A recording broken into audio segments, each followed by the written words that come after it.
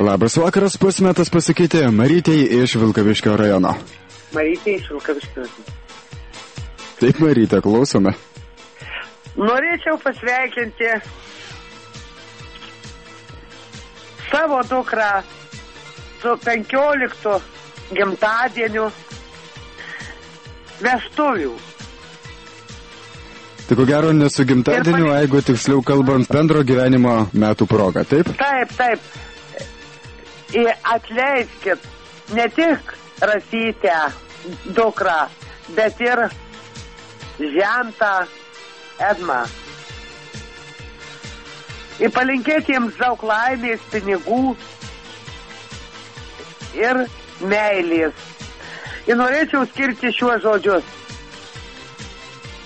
Likimas pagrobė jaunystę, nunesdamas sodybon didelėn.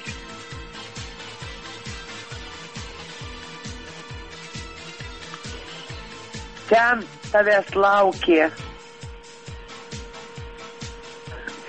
Jau, atleiskit. Nieko tokio. Tenai jau laukė princas savo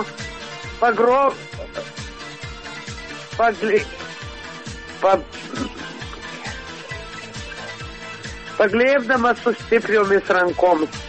Jis gynė tave nuo nelaimės, jis gynė nuo piktų kalbų, jis gynė tave ir mylėjo, kol tu tapai širdies vergu, o ten gyvenimas vis bėgo, ir karvės, ir prie puodų tekina.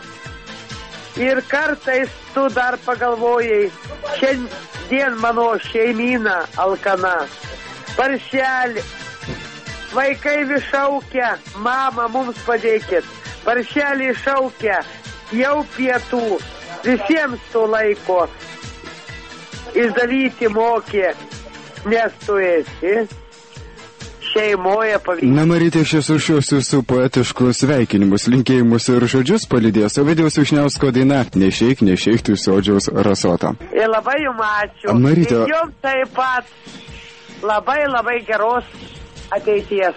Marytė, ačiū jums taip pat už sveikinimus, aš jums taip pat norėčiau palinkėti poetiško įkvėpimo. Čia mano viskas įkvėpimas. Tai jau supratau, Marytė, ačiū jums skambutį.